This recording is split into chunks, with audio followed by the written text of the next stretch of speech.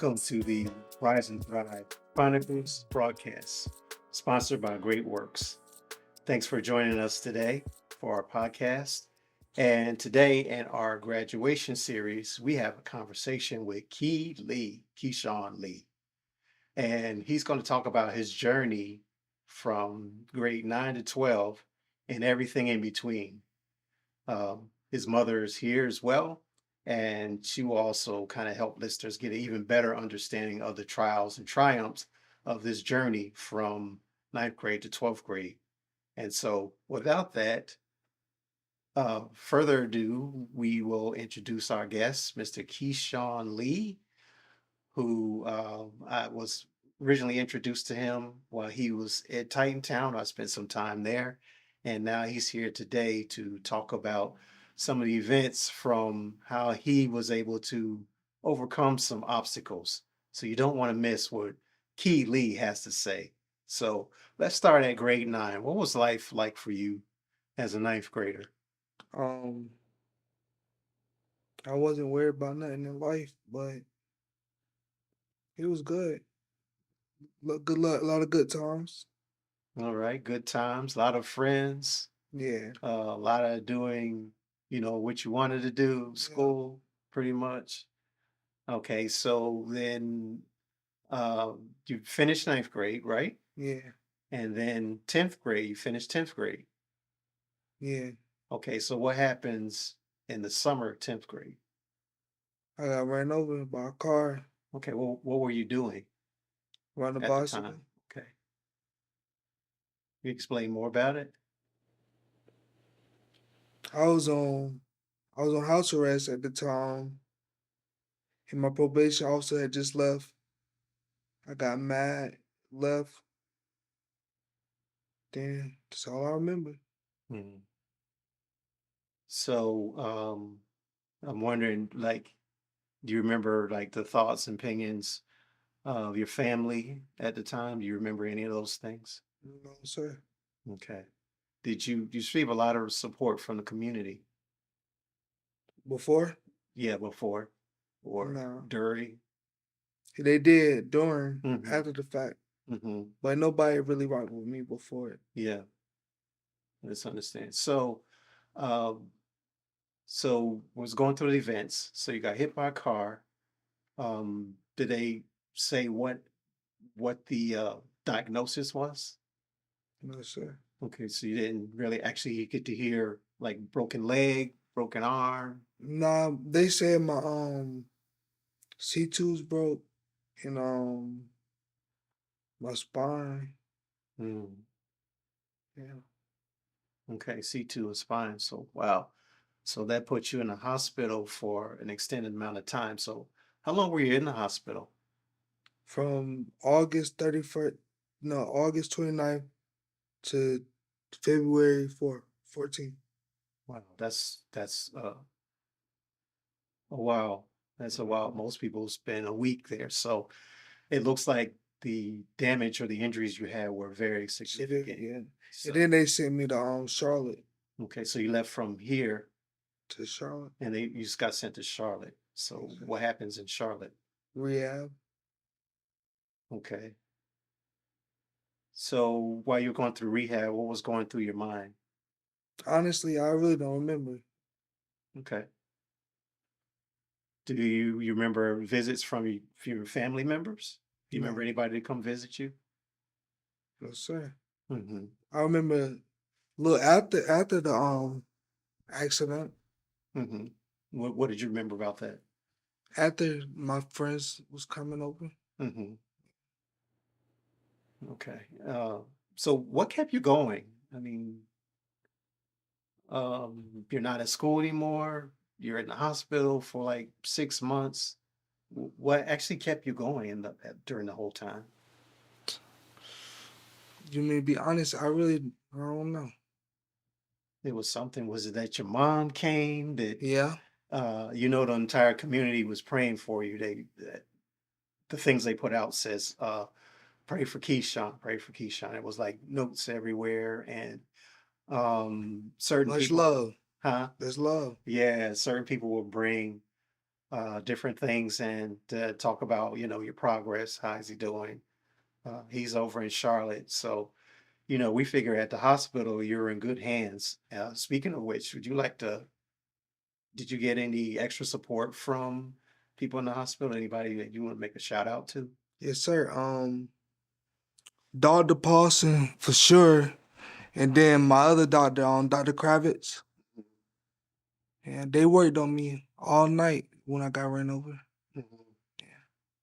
There was a rumor say that you were in a coma. Was that true? Yes, sir. So you were actually in a coma that time. Yeah. Wow.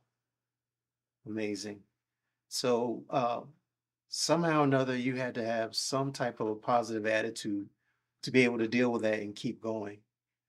Do you remember any of that? What made you get up and go? What gave you the drive? What gave you the determination to keep going? My therapist kind of pushed me to get walking and straight. Yeah. Mm-hmm. Right. Okay. All right. So we're back on track. Okay. You went to a therapist. You were in a coma for what, 2 months, 3 months? I really don't remember. Okay. We just know you were in a hospital for a certain amount of time. Yeah. And okay, you're coming back, you're walking again. And now, what's your thoughts on returning to school? Just to get it over with. I only got a couple months. Hmm. So when you came back, you were a junior or senior? Junior. Okay. And then last semester I went to school. Then I got done this semester. Hmm. It just passed. Okay, so you returning to school. What was the greeting like? Were people Oh happy to see yeah, you? for sure. For sure. Were your friends man, where you been? Or Nah, I'm pretty sure everybody knew. hmm.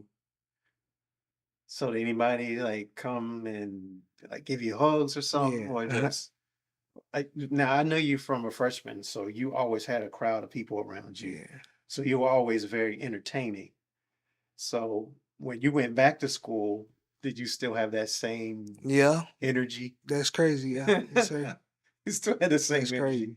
still cracking jokes. Yeah. You probably should have been a comedian, Nah. but from the time I met you, I always felt that, especially God has something special for you. So I said, I better work with him. You remember that? I told Yes, you sir. that when you first came as a freshman, and every time I would see you, especially doing the wrong thing, I'll just kind of shake my head and just kind of work with you when I could. So I'm glad to see that. So the reason why you finished, what did it mean to you to finish high school?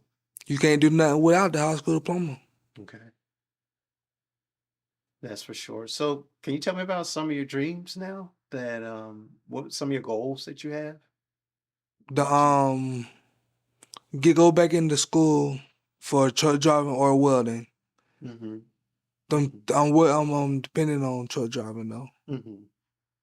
How's this experience changed your life? A lot. It slowed me down a lot. Mm-hmm. Gotta build strength back up. Yeah, you build your strength back up. What about your social life? What about what you can do now compared to what you couldn't do before, or what you can't do now that you did before? It really ain't stopped nothing though. No. You know? Okay. So, like I said, we also have your mom here is going to set up and talk about some things as well. But so, any shout outs also to your family or relatives that like really stood out? We know that you have family relatives and everybody's concerned or worried about you, but is there anybody that really stood out and why? Um, who stood out? Anybody that you would like to acknowledge or recognize? Oh, motivation. Mm-hmm, mm-hmm, Lorenzo. He had a wreck in like a long time ago.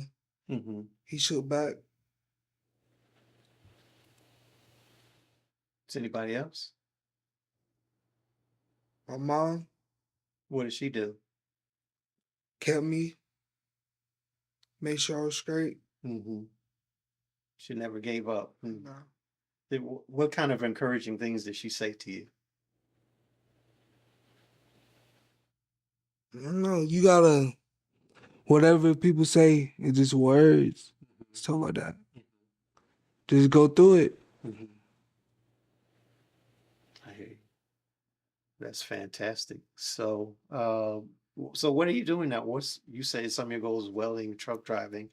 Have you done some research on funding for, what you want to do? No, sir. Possibly could set up a GoFundMe campaign that maybe there's people who are watching this podcast may be interested in supporting Keyshawn in his effort to uh, continue his education in welding or as a truck driver after going through such a traumatic experience that now that he's back on track, he wants to keep going and doing the right thing. So uh, we will have links for that as well. And also, we will have more of a discussion about that with his mother as well on the uh, Rise and Thrive Chronicles. Before we do leave, though, I have a question. So we're going to play this short clip and had a question of how come you didn't dap up Coach Caps when you were crossing the stage? Do we Man, have that clip? hold up. Man, I didn't even know what he was doing, to be honest. Let's see the clip.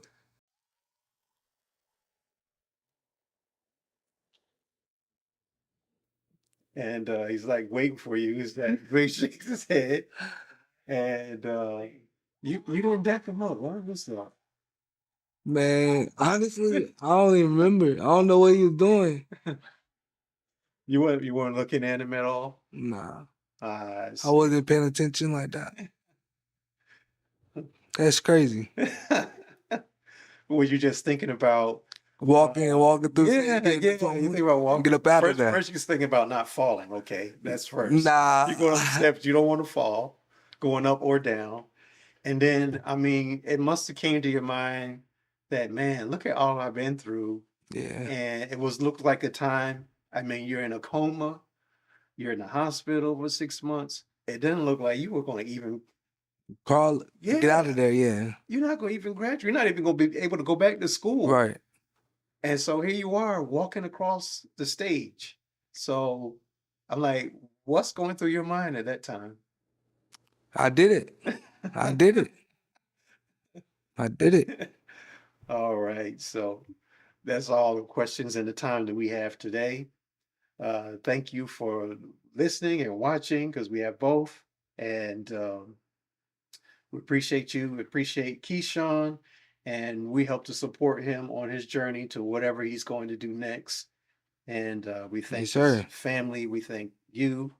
And we thank you for rising and thriving, and especially in a time where you could have given up. Yeah, Could have let go. You could have just said, forget it all. You could have not gone back to school. You could have not studied. You could have done a whole lot of things, but you didn't. did it. I did it. And you did it. That's the word for we're going to end with today. He did it. Did it. Thank you so much. Welcome back. Rise and Thrive Chronicles broadcast. We cover stories of inspiration, hope, and encouragement. We are now in conversation with Keyshawn's mother, LaShonda. Hi. Nice to talk to you. And I was talking earlier to Keyshawn about his journey from ninth grade to 12th grade. And a lot of it he couldn't remember, which is okay. You go through something like that. But I'm sure it was on your mind 24/7. Yeah. So, can you tell me about what was he like in the ninth grade before the incident? Um, he was in a lot of things, doing a lot of things he shouldn't have been doing, and um, I don't know. He was just my problem child. So he kept me on my feet. And then this happened, and it slowed him down. It changed his whole life, like forever. Okay, so So we're going to get to that. So yeah. can you kind of go through the events that day? You get a phone call. No, the state trooper comes to my house and tells me that he was hit by a car, but they don't tell me like any detail. That's all they told me, that he's been hit by a car and that he's at New Hanover Hospital. Hmm. So I go to New Hanover Hospital and they don't have, like, they have him, but they're not telling me any information. So it was during COVID, so I couldn't go inside the hospital. So I was outside of my car from like 12:30 to almost 7 o'clock that evening before I actually got into the hospital. Hmm. They had him listed as a John Doe, 23 years old, and he was 16. So once, I told them how old he was and his name and stuff, then they finally got him over to the pediatric hospital. Mhm. Um, and then, like I said, it was about 7 o'clock before I actually got in there Hmm. to actually see him. So what were some concerns that you had when you did see him? I still didn't really know the extent of what all had happened or whatever. So when I seen him and he was intubated and like all these tubes and everything, yeah, Mm. that's when it like hit me like, oh, Mhm. like this is really serious. Mhm. So he had a really good doctor, Dr. Paulson. He worked on him from the time he got to the PICU until like about 12:30, 1 o'clock that morning. Mhm. He worked like nonstop with him. And I was there with him every step of the way. Did you receive a lot of support from the community? I did. Anybody that's really My stands out? Yeah, my job, they done a fundraiser for me because I wasn't able to work. A lot of people donated money, gas cards, paid bills. I got a lot of support from Pender County, Duplin County, New Hanover County, Mhm. just a lot. Mhm. And I am so thankful for everybody for everything that they done. All right. So that's good to hear because a situation like this, so community coming together is really important Right. to help and assist. Yeah. So he's going through this, and what type of things did you say to him? Because the motivation had to come from somewhere. Once he started coming around, Yeah. we know, first of all, we know that you played a big role. He probably just kind of played it off a little bit, but um I just prayed. I would play motivational songs for him when he was like in the coma. So I just had like music playing. I don't know. Mhm. Just asking different people to pray for him. The chaplain from the hospital, she came by a couple of times a week. Um, yeah. Mhm. So you started seeing some progress. Okay, Yeah. what happened when he like woke up? He still was in a daze, so it was like Mhm. his eyes was open, but he still didn't like know what was going on around him. He just was kind of just like looking off in space. Mhm. So that took a while before he actually started. It was a good while before he actually started coming around. Mhm. Mhm. He was actually home before he actually started coming around. Wow. Okay. Yeah. So I would say like maybe February, March, Mhm. he started coming around. So when was the decision made? Okay, he's ready to go to school. Mm, After he had the trach taken out of his throat, the G tube taken out of his stomach, he started back talking and eating and walking. It was a good while. He went back to school after Thanksgiving break. Mhm. So Mhm. it was like November before he went back to school. Mhm. Um, but yeah, it was a long while before he went back. So were you nervous about it? That he's like, okay, he's going back to school. No, He's because we had several meetings with the school and with his in-home health nurse and all that kind of stuff. So we went through a lot of different things before he actually went back to school. I see. So then, I mean, there's a gap there. He comes back as a junior. So, I'm thinking, why finish? What did you say to him that he needed to finish school? Oh, that was very important. Like, Mm-hmm. I wanted him to finish. And at the beginning, when we first started talking about it, they was talking about another program and he wouldn't actually be getting a diploma. I forgot what the name of the program was, but he could stay there till he was like 22 or something or whatever. But everything started progressing like really fast, and he was able to get back on track and get a diploma. That's awesome. Yeah. So are you helping him with his like goals after high school? Now that he's made this step and made so much progress, like climbing stairs, he's doing all these things. Yeah. Does his goals are too big? Do you have to say I like, kind of rein him in a little bit? think so, a little bit. He wants to drive trucks. He does not have license yet. I'm kind of worried about his reflex and stuff like that, if he'll be able to like handle driving trucks. But we'll see. I don't know. Yeah, All things are possible. Well, yes, it's true. And we had to start at the bottom, right? We Right. get the license first. Right. And, People didn't think he was gonna walk again. He's walking.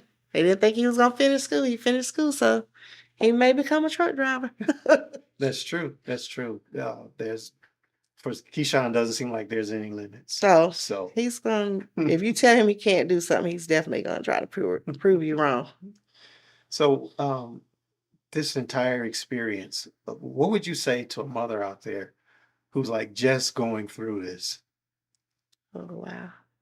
What kind of help, motivation, what can you actually say? I would just say just have faith and don't give up. Just continue to pray, because God can change things around. Whenever people, man or whoever, may say that it's not going to happen or whatever, God can always He will make the final decision. So, yeah, you just have to have faith. Has this experience changed your life? Yeah, definitely. In what ways? I mean, I always believed in God, but I actually could see firsthand the miracle that He was working in Keyshawn. Wow, that's fantastic. So, do you have anything else that you would like to say? If there's some question that you wish I would have asked that I didn't? No. No, I think you asked everything. Well, I appreciate it. And for all the mothers out there, and you've gone through things and you've seen Keyshawn's life. It took him how many years for graduation? 6. 6 years. 6 years, but he got it done. Yeah. And He wanted to that's- give up, but That's right, but he got it done, and that's what rising and thriving is all about. So we appreciate you and Keyshawn for coming in and being a part of this podcast today. Thank you so much. Oh, yeah, I do want to say. I want to thank you and teachers like you that did work with him, because I know he was a handful, but I just think the ones of y'all that like motivated him and tried to keep him doing the right thing. Is there any teacher that you... Yeah, Coach Caps, Okay, Coach Orr, Caps, Coach Orr. Principal Tony Hudson. Okay. He had a homebound teacher, Bruce, Jenna Bruce. I can't think of her name. What was your kid? Who? Jenkins. Yeah, Miss Jenkins. It's a lot of teachers. I can't think of everybody's name. All right. So great shout out to teachers there at Titantown. Keep up the good work. And thank you also for listening in for another inspiring and encouraging and podcast of hope of the Rise and Thrive Chronicles. Thank you.